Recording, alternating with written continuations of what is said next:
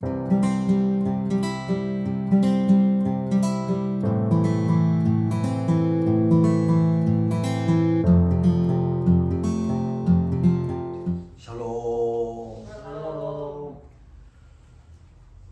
하나님은 고통받는 자기 백성들을 불쌍히 여기십니다. 예수님께서도 이 땅에 오셔서 사역을 하시면서 고통당하는 자들을 불쌍히 여기셨습니다. 불쌍히 여기는 마음은 긍휼이라고 할 수 있겠습니다. 긍휼히 여기는 마음에서 파생되는 불쌍히 여기사라는 제목으로 오늘 본문 말씀을 상고하며 은혜를 나누고자 합니다. 본문은 예수님 앞으로 찾아 나온 한 나병 환자의 이야기를 통하여 예수님께서 그를 불쌍히 여기사 그의 나병을 고쳐주신 내용입니다. 본문 40절은 한 나병 환자가 예수께 와서 꿇어 엎드려 간구하여 이르되 원하시면 저를 깨끗하게 하실 수 있나이다. 이렇게 기록되어 있습니다. 본문에 나오는 나병 환자의 믿음과 간절함 그리고 담대한 용기를 볼 수 있을 것 같습니다. 나병 환자는 얼마나 고통스러웠을까요? 자신을 괴롭히는 나병으로 인한 고통, 저주받은 사람으로 부정한 사람으로 인정되어 가족들과 자신이 살던 커뮤니티에서 분리되어 성 밖에 나가서 살아야 하고 사람들이 가까이 오면 부정한 사람입니다. 부정한 사람입니다 하고서 자기가 나병 환자임을 알려줘야 되는 그런 생활을 해야 했습니다. 나병 환자는 자기 육신이 썩어져 문드러지는 상황에서도 통증을 모르는 무서운 병이 나병이라고 합니다. 지금은 한센병이라고 하는데 예수님 당시에는 나병 환자는 부정하여 사람들 가까이도 안 하고 신체적인 접촉은 금지당한 상태였습니다. 사람의 몸을 입고는 있지만 이웃으로부터 사람으로 대접을 받지 못하는 소외된 사람, 저주받은 사람으로 고통하며 살다가 끝나야 하는 인생, 얼마나 어려웠을까요? 이러한 환경에서 고통하는 이웃들을 바라보면서 우리들은 우리 육신이 건강하다는 사실 하나만 가지고도 항상 하나님 앞에 감사하면서 살아가야 할 것 같습니다. 내가 가지고 있는 건강이 이 세상의 모든 사람들이 다 같이 가지고 있는 것이 아닌 것을 안다면 나와 내 자녀들, 가족들이 건강하다는 사실을 항상 감사해야 할 것입니다. 이 나병 환자가 예수님께 나왔습니다. 그는 겸손한 자세로 무릎을 꿇었습니다. 이 사람처럼 우리 모두는 예수님 앞에 무릎을 꿇고 겸손한 자세로 주님을 바라보아야 합니다. 우리가 예수를 주님으로 믿어서 죄에서 구원함을 받고 하나님의 생명인 영생 안에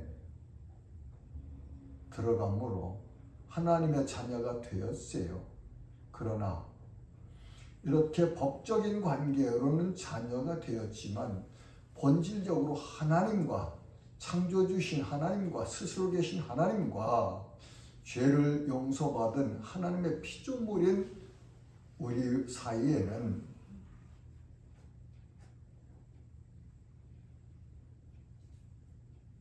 하나님 앞에 마땅히 그렇게 겸손한 자세로 서야 하는 것을 우리가 알 수 있습니다. 그래서 하나님의 자녀로 마땅히 우리가 하나님을 찬양하고 경배하고 감사하고 예배하면서 그리고 기도하고 하나님과 교통하는데 우리는 언제나 하나님을 경외하는 마음을 가지고 겸손하게 그렇게 하나님 앞에 나아가야 맞습니다.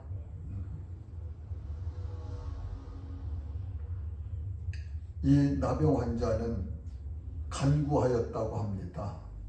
한 나병 환자가 예수께 와서 꿇어 엎드려 간구하여 이르되, 그 당시 상황으로는 나병 환자가 예수님 앞에 나올 수 있는 환경이 아니지요. 그런데 예수님께 나왔어요. 와서 꿇어 엎드려. 이스라엘 백성들이 하나님을 예배할 때는 그렇게 무릎을 꿇고 고개를 이렇게 땅으로 숙이면서 하나님 앞에 겸손히 예배를 드리는 그런 자세로 예배를 드렸는데, 이 나병 환자는 예수님께 와서 그렇게 꿇어 엎드렸다고 합니다. 꿇어 엎드려. 그러면서 간구하여 이르되, 간구한다는 건 무엇입니까? 간절한 마음으로, 그렇죠? 겸손한 자세로 그렇게 하나님 앞에 구하는 것을 간구한다, 그런 말로 우리가 요약해서 그렇게 말할 수 있겠죠. 간절함으로 간절히 구하는 그런 자세, 그걸 간구한다, 그렇게 우리가 말하지요. 그러면서 그는 자기 믿음을 고백하네요. 예수님, 여기 본문에 있는 건 아니지만 이렇게 원하시면 저를 깨끗하게 하실 수 있나이다, 이 말씀을 조금 이렇게 쉽게 해서 살펴본다면, 예수님은 능력이 많으신 하나님의 아들이십니다. 그래서 예수님이 원하시면 저를 불쌍히 여기시고 고쳐주실 마음만 먹으시면 얼마든지 저를 깨끗하게 고쳐주실 수 있는 분임을 내가 믿습니다. 그러니 나 좀 고쳐주세요. 그러지 않았겠습니까? 여기는 지나간 그 사건을 간결하게 이렇게 정리해서 기록하여 우리에게 전하여주고 있지만, 그 현장을 갔다면 그 참 저주받은 자기의 그 질병, 평생 동안 떠날 수 없는 그 고통 가운데 있는 나병 환자가 예수님 앞에 나와서 구할 때에 어떤 자세를 이렇게 했겠습니까? 예? 예수님, 나는 당신이 얼마든지 이런 환경에서 나를 고쳐주실 수 있는 능력이 있으신 분으로 믿습니다. 예수님이 원하시면 나 고쳐주실 수 있으니까 나 좀 고쳐주세요. 나 좀 깨끗하게, 나도 한번 인생답게 다른 사람들처럼 그렇게 살고 싶습니다. 그런 간절한 마음으로 애원하지 않았겠어요?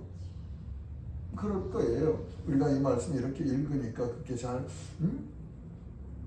상상이 안 되겠지만, 저 같으면, 여러분 같으면, 여러분이 많이 이 나병 환자의 입장에 있었는데 그 무슨 병이든지 그분 앞에 나가기만 하면 고침받는다는 사실을 전해 들은 이 사람, 그게 만약에 여러분이시라면 어떤 자세로 예수님 앞에 간구했겠냐 말이죠. 그렇게 생각해 보면 이 말씀이 조금 나병 환자가 어떤 마음으로, 어떤 자세로, 어떻게 예수님 앞에서 간구했을까 하는 것을 조금 어렴풋이 이해할 수 있을 것 같지 않습니까? 네. 우리 기도할 때에 이런 자세로 해야 돼요.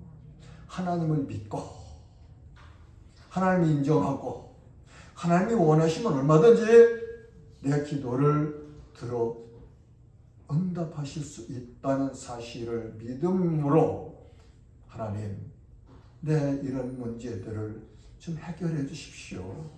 해결해 주시면 참 감사하겠습니다. 나 이 일로 인해서 너무 고통스러워요. 하나님 나 불쌍히 여기셔서 이 문제 좀 해결해 주십시오 하고 기도하는 것이 간구하는 거 아니에요? 네. 그런 자세로 우리도 날마다 주님 앞에서 겸손한 자세로 서면 참 좋겠습니다.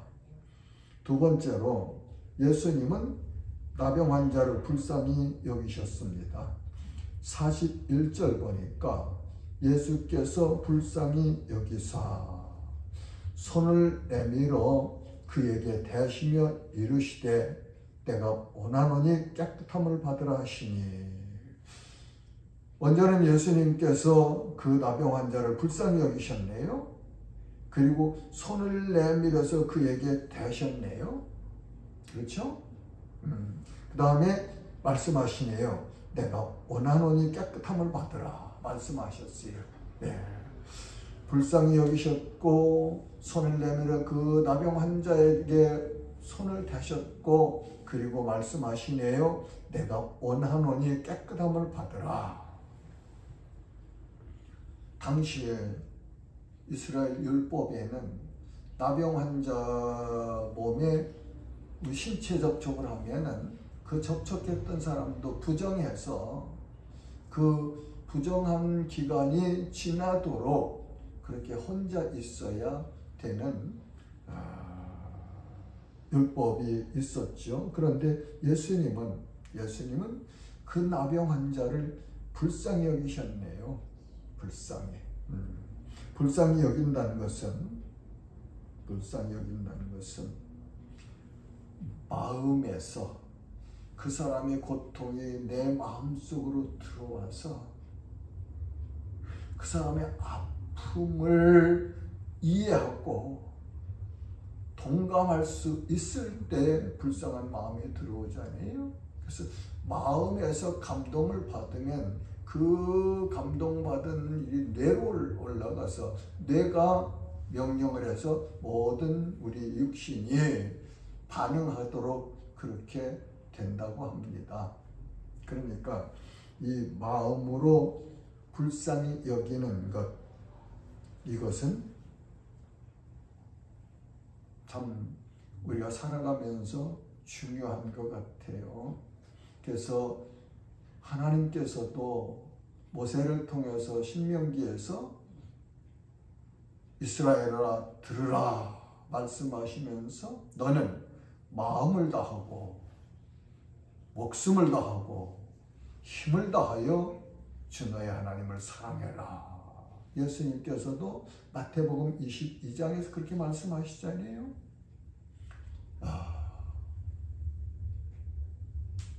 가장 큰 계명이 무엇입니까? 묻는 율법사에게 내 마음을 다하고 목숨을 다하고 힘을 다하여 주 너의 하나님을 사랑하라. 이것이 첫째 되는 계명이요. 그렇게 가르쳐 주시잖아요. 그렇게 우리 마음을 정하게, 바르게, 온전하게 다스려 나가야 될 필요가 있죠. 그렇죠? 그래서 잠언 4장에서 보면 무릇 지킬 만한 것 중에 내 마음을 지키라. 생명의 근원이 이에서 남이니라. 그렇게 말씀하세요. 가르쳐 주세요. 그래서 우리 마음 정결하게 하나님을 경외하며 예수 그리스도를 바라보는, 믿음으로 바라보는, 그리고 그 주님이 원하시는 삶을 살아가려는 의지, 마음을 우리가 늘 온전히 다스려 나가야 합니다. 사람들은 환경을 봅니다. 환경을 봐요. 그러나 하나님은 마음을 보신다고 그러잖아요. 마음 중심. 지난번에도 제가 이 강단에서 한번 설교했던 것 같아요. 하나님 마음 중심 보세요. 그러니까 수가 많고 적고 그건 사람들이 판단하는 기준이에요. 하나님은 한 사람이 이 오늘 예수님께 찾아 나왔던 나병 환자의 마음과 같은 순전한 마음과 간절한 마음을 가지고 주님 앞에 나와서 주님을 예배하는 자들을 찾으시는 하나님이세요. 그러니까 여러분 살아가면서 너무 세상적인 기준만 가지고 무슨 일을 판단하시지 말고 내 중심을 보시는 하나님, 내 마음을 보시면서 평가하시는 하나님, 그 하나님 앞에서 내가 온전히 서리라 하는 그런 마음과 자세를 가지고 살아갑시다. 그럴 때 하나님께서 기뻐하시는 사람으로, 하나님께서 인정하시는 믿음으로 우리가 살아갈 수 있을 것입니다. 그리고 예수님께서 불쌍히 여기신 다음에는 손을 내밀어 그에게 대셨네요. 그렇죠? 긍휼히 여기는 행동이죠. 그렇죠? 마음에서 감동을 해서 결정을 하셨고 그 다음에는 행동을 하는 거잖아요. 마음만 있으면 내 마음 알잖아. 내 마음만 믿어줘. 그 마음 믿어주고 그 다음에 살아가면 실제 행동이 있어야죠. 내가 하나님을 사랑합니다. 사랑합니다 하면서 실제 삶에서 하나님이 원하시는 말씀을 따라가지 않는다면 그것은 진정한 사랑은 아니죠. 진정한 사랑은 아니에요. 그냥 입으로 이빨림이라고 하는가요? 립 서비스라고 하죠. 이빨림, 말로만 하고 실제 마음에는 없어서 그 내가 말하는 대로 살지 않는 모습, 그런 거겠죠. 우리는 그런 사람이 되면 안 되겠습니다. 예수님은 율법을 뛰어넘어 나병으로 고통하는 환자가 자기를 찾아와서 나병의 저주에서 고쳐주시기를 간구하는 믿음과 소원을 보시고 긍휼을 베풀어 환자의 몸에 손을 대시며 말씀하십니다. 이것이 예수님께서 죄인들과 고통하는 자들을 고쳐주시는 긍휼하심이십니다.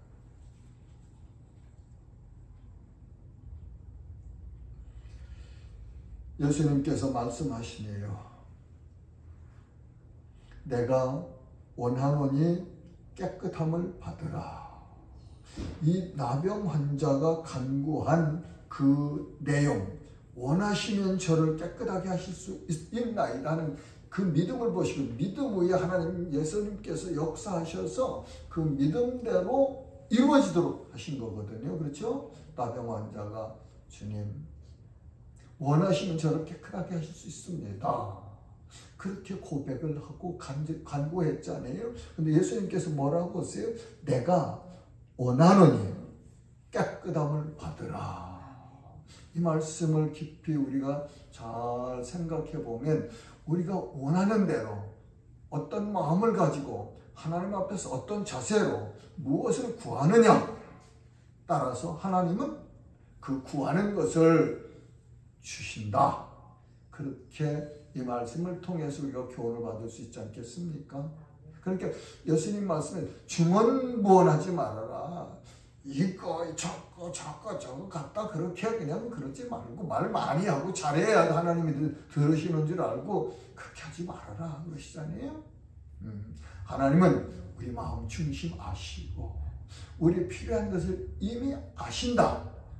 그러면서 너는 마음을 다해서 진정으로 내가 원하는 것을 하나님께 아뢰라. 그렇게 가르쳐 주셨어요. 자, 이렇게 예수님께서 말씀하시니까 이 나병 환자에게 이적이 일어났네요. 42절은 곧 나병이 그 사람에게서 떠나가고 깨끗하여진지라.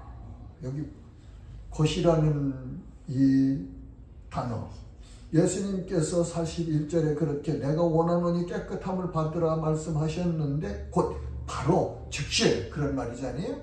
말씀하시자마자 곧바로 무슨 일이 일어났어요? 나병이 그 사람에게서 떠나가고 깨끗하여진지라. 놀랍죠? 예수님께서 불쌍히 여기시고 손을 갖다 그 사람 몸에 대시고 내가 원하는 깨끗함을 받으라 말씀하셨는데 곧 즉시로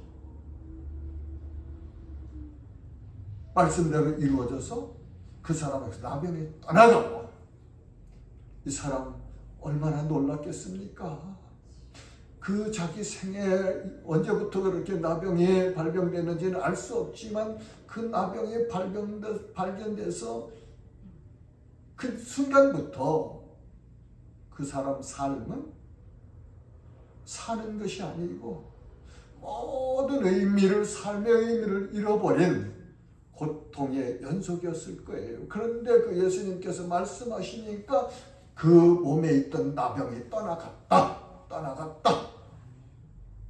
그러시네요. 그렇죠? 그 다음에 뭐라고 말씀하셨어요? 깨끗하여진지라. 그러니까 구약에 보면은 저 아람의 군대 장관 나아만이 엘리사를 찾아왔었죠. 그 나병 환자였습니다. 그 한 큰 나라의 말하자면 국방장관이 나병에 걸려서 고통하다가 그 집에 포로로 끌려온 어린 소녀 하나가 이스라엘에 선지자가 계신데 우리 주인이 그 선지자 앞에 가기만 하면 선지자가 고쳐주실 수 있는데요 한 소식을 듣고 왕에게 구하여서 왕이 친서를 써줘서 이스라엘에 보냈잖아요. 그래서 엘리사 앞에 갔습니다. 갔는데 엘리사가 나와보지도 않고 저 요단강물에 가서 몸을 7번 잠그라고 그럽니다. 그러니까 화가 나죠. 내가 아람 군대 장관인데 여기까지 먼 길을 가지고 이전 사례품들을 가지고 이렇게 왔는데 나와 보지도 않고 안수를 해줄 줄 알고 기대했는데 그러지도 않고 가서 요단강에 가서 몸을 7번 잠그라고 그래? 그럼 화를 내고서 돌아가려고 하죠. 근데 같이 왔던 당번이었는지 어쨌든 그 같이 있는 사람 하나가 그렇게 말하죠.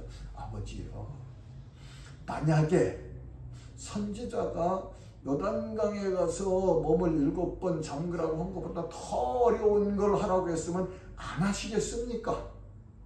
아니 해라고 해서 하는 대로 하라고 한 대로 하기만 하면 문득병이 나을 수 있다면 왜 안 합니까? 하는 말을 듣고 뉘우치고서 요단강에 가서 7번 몸을 잠그니까 살이 어떻게 됐다고요? 어린아이처럼 완전히 깨끗해졌어?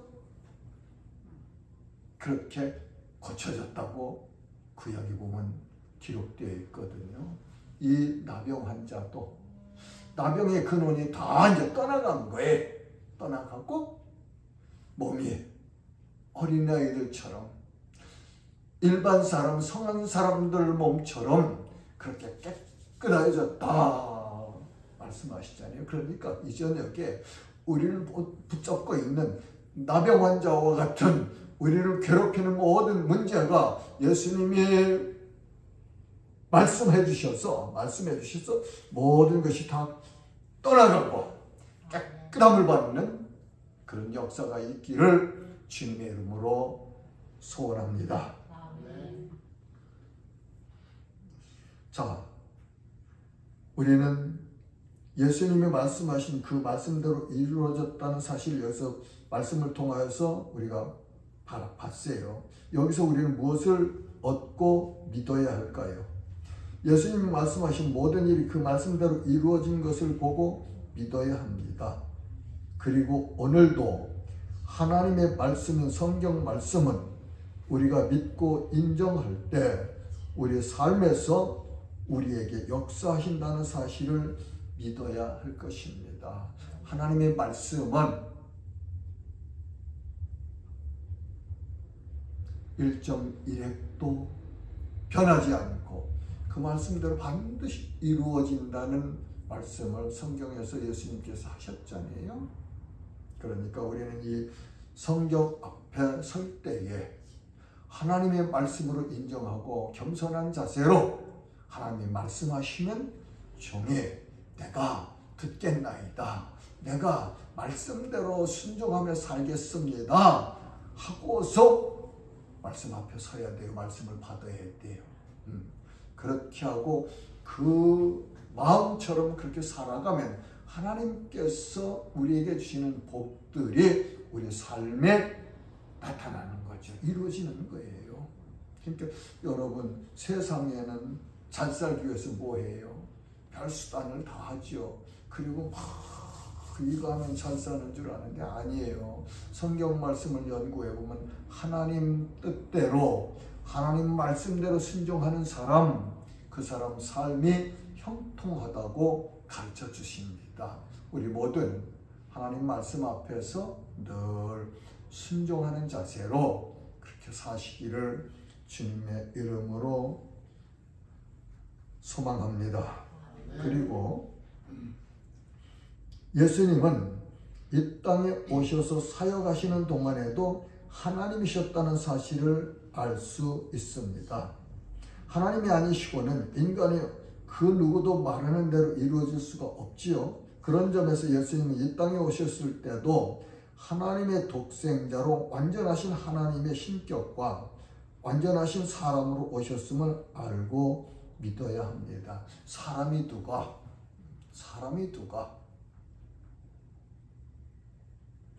이렇게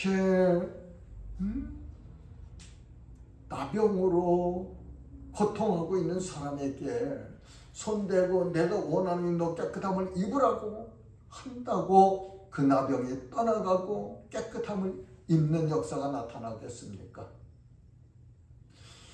이 복음서에 보면 사복음서에 보면 예수님께서 3년 동안 공생애 동안 사역하시면서 많은 병자를 고쳐주시고 귀신 들린 자들을 귀신을 쫓아내주시고 죽은 자를 살려주시고 하셨는데 인간이 어떤 사람이 예수님이 하시는 그 사역을 할 수 있겠느냐 말이죠. 이 사실을 통해서 우리는 예수님이 이 땅에 계실 때 그분은 완전한 하나님이셨고 또한 완전한 사람이셨다는 사실을 알고 인정해야 돼요. 자, 이제 세 번째로 예수님은 고통당하는 이웃들을 불쌍히 여기셨습니다. 오늘 본문 말씀이 그렇게 나병 환자를 불쌍히 여기셔서 예수님께서 말씀하시고 고쳐주신 것처럼 누가복음 7장 11절에서 17절에 기록된 내용은 예수님께서 제자들과 여러 사람이 같이 나인이라는 성으로 가실 때 성에서 많은 사람들이 나오는데 한 죽은 자를 메고 나오는 것을 보셨습니다. 이 사람 죽은 자는 한 여인의 독자이고 어머니는 과부였다고 합니다. 어머니가 단 하나밖에 없는 청년 아들이 죽어 장례를 치르고 있으니 얼마나 고통스러웠겠습니까? 여러분 한번 생각해 보세요.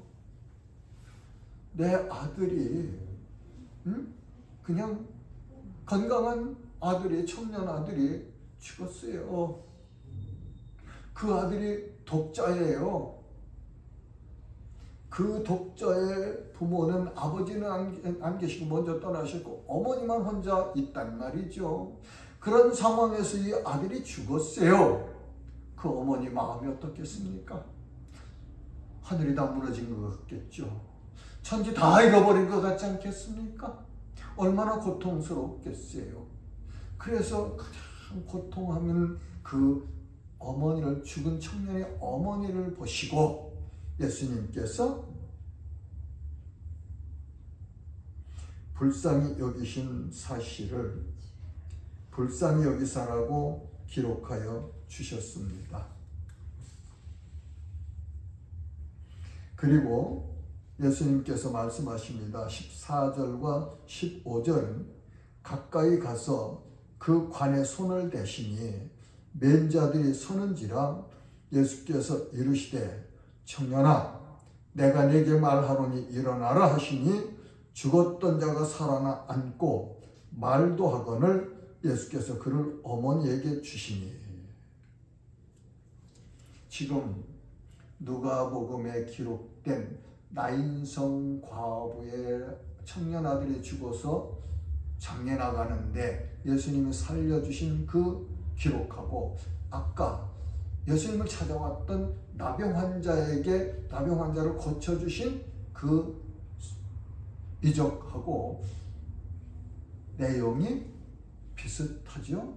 그렇죠? 예수님이 그 어머니 애통이 하는 것을 불쌍히 여기시고 그리고 가셔서 관에다가 손을 대시고 그리고 말씀을 하시네요. 시체지요. 시체가 있는데 몸이 닿으면 부정해지는 거예요. 근데 예수님 그런 걸 떠나셨어요. 떠나시고 관에다 손을 대시고 청년아 내가 네게 말하노니 일어나라 말씀하시거든요.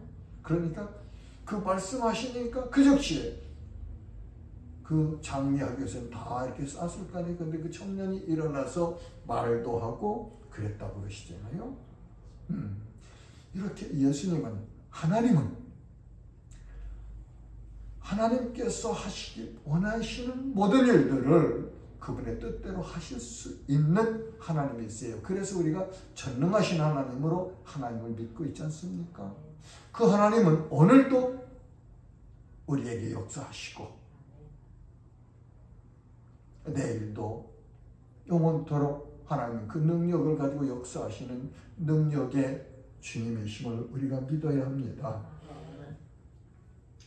예수님께서는 우리들 곁으로 찾아오셔서 고통하는 자들을 불쌍히 여기시고 그 고통의 멍에에서 풀어 자유를 주시는 하나님의 아들이십니다.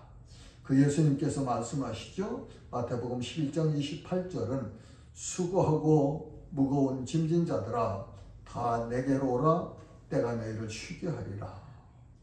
죄인인 사람이 예수님 앞으로 나와서 자신의 죄를 내어놓고 죄의 짐을 풀어주시기를 간절히 구하면 주님께서 죄의 멍에를 벗겨주실 것을 믿고 나가면 예수님은 우리의 죄의 고통의 멍에를 풀어주시고 그리스도 안에서 하나님 앞에 자유롭게 하시는 은혜를 주시는 주님이십니다. 이 성경에는요, 예수님께서 불쌍히 여기셔서 예수님 당시에 행하신 이적들이 많이 있는데 마태복음 14장에 보면은 오병이어의 이적 있죠? 우리가 잘 알죠?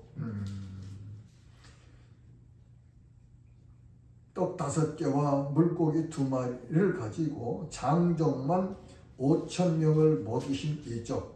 먹고 남은 떡이 12바구니를 거두었는데 그때 예수님께서 그 무리들을 불쌍히 여기셔서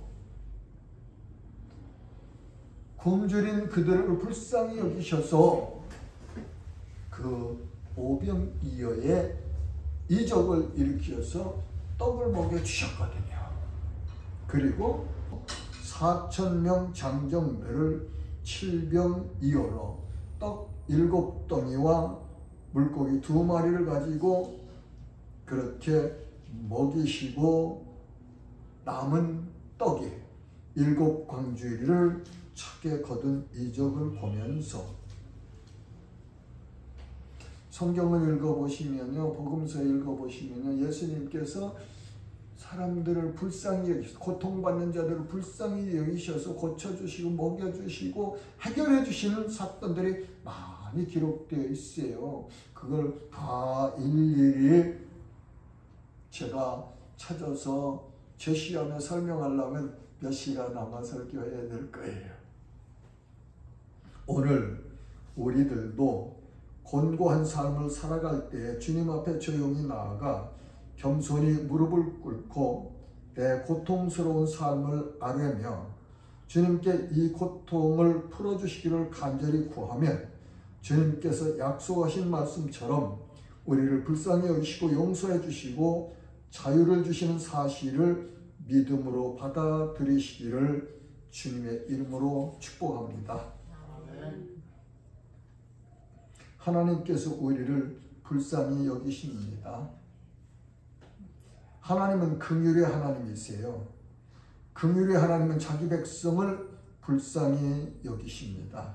시편 103편 13절은 아버지가 자식을 긍휼히 여긴 같이 여호와께서는 자기를 경외하는 자를 긍휼히 여기시나니. 성도들은 하나님을 경외해야 합니다. 하나님이 우리를 불쌍히 여기셔서 아들 독생자를 이 땅에 구세주로 보내셨습니다. 이 일은 하나님의 사랑과 긍휼하심이며 우리에게 베푸신 은혜입니다. 예수님께서 우리의 죄를 대신 지시고 십자가에서 죽으신 것 또한 하나님의 긍휼입니다.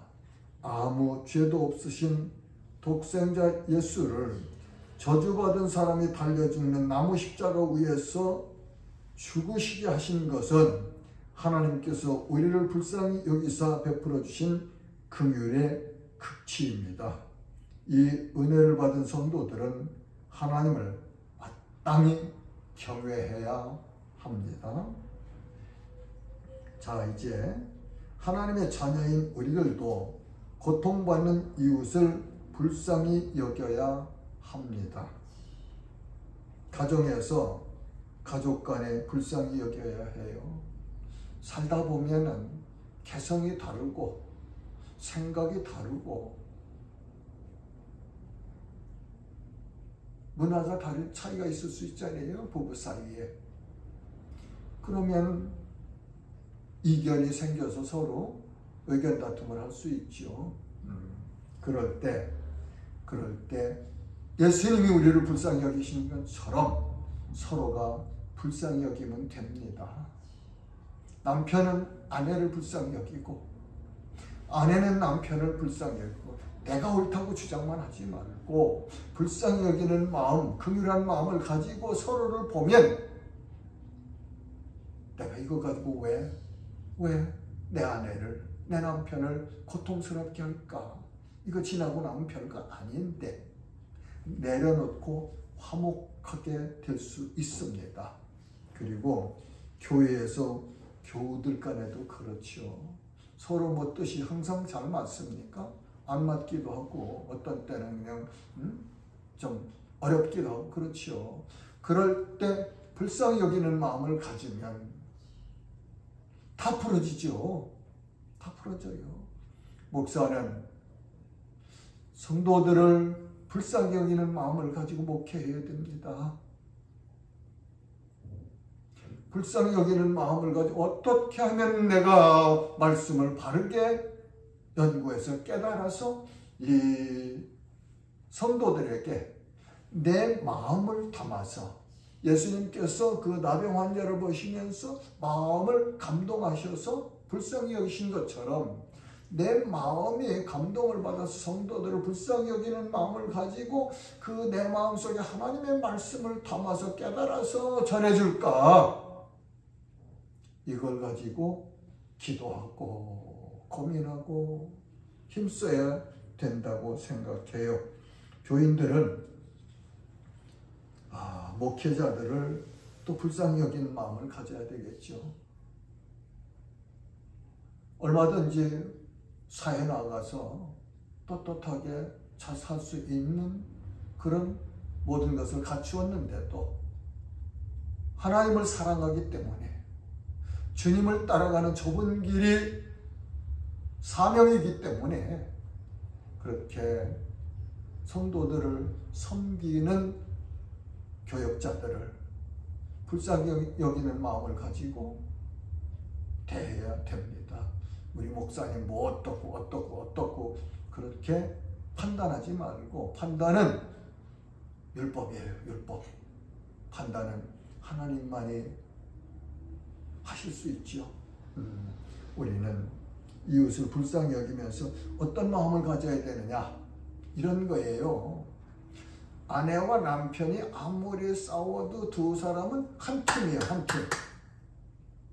목사와 성도들이 한 마음으로 이렇게 마음 합하여서 잘 교회를 섬겨나가면 한 팀이란 말이에요. 한 팀.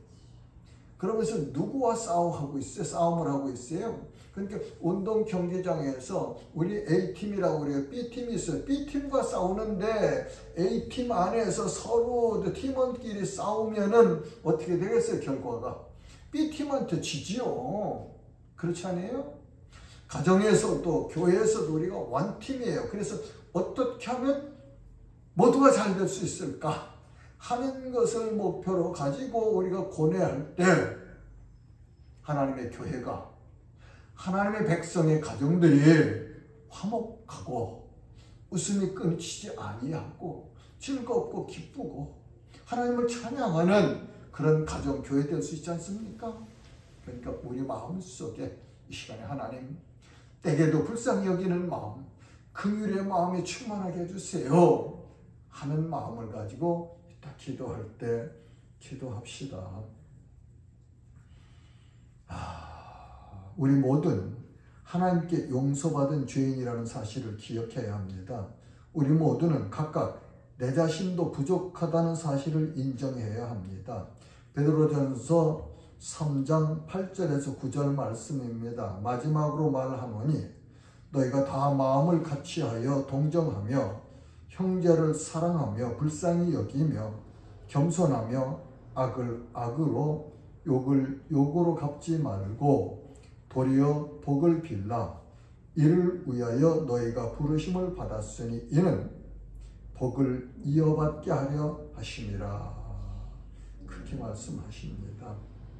사랑하는 지체 여러분, 오늘 예수님께서 예수님 앞에 찾아 나왔던 나병 환자, 그 나병 환자가 가지고 있는 고통의 짐을 불쌍히 여기시고 고쳐주신, 깨끗하게 나병을 고쳐주셨던 예수님, 그 예수님이 오늘도 동일한 예수님이 우리 주님으로 역사하시고 있다는 사실을 마음속에 깊이 품으시고 붙잡으시고 그렇게 살아가시면 좋겠습니다.